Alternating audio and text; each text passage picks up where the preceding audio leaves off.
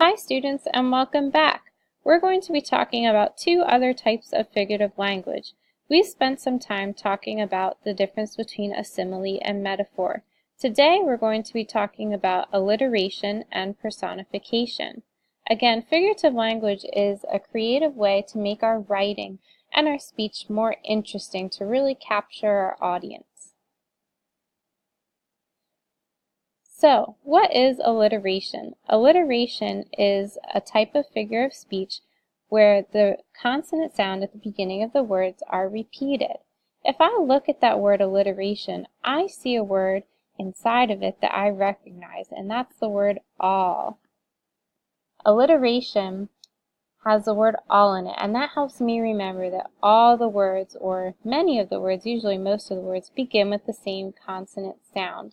And it might not necessarily be the same letter, but it is the same sound. Here we have an example with the B sound. Betsy bought bigger bottoms for baby Billy. Here's another example with the S sound. Samantha saw 7 silly soldiers selling strawberries on Saturday. Many of us are familiar with the common tongue twister or example of alliteration that we see here. Peter Piper picked a peck of pickled peppers. All the words in this example of alliteration begin with a P sound. A lot of times alliteration is referred to a tongue twister because if you try to say that sentence many times, your tongue gets twisted. Here we have another example.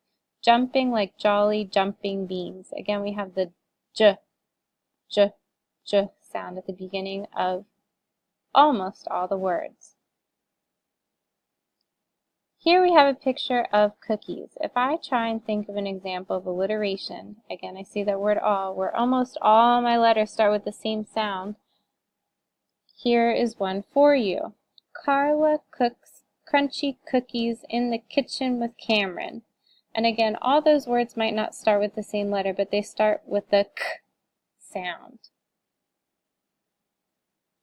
Many times it can be fun to think of examples of alliteration using our own names. This is a fun way to get started with practicing alliteration in our writing. If I think of an example of alliteration using my name, Mrs. Molina, I could say Mrs. Molina matches Michael's speed on the motorcycle. Almost all those words in my example of alliteration begin with a sound. Personification is another type of figurative language where we can look at this word and recognize another familiar word inside of it, and that's the word person. Personification gives human or person qualities to things or ideas. Let's look at the examples we have here. The trees danced in the wind. The chair stood up straight and tall. The car jumped to the finish line. If I look at these sentences and see these verbs danced, stood, and jumped, those are actions of people. However, in this case, we're using them to demonstrate the actions of these things or ideas. It's a way to make things come to life.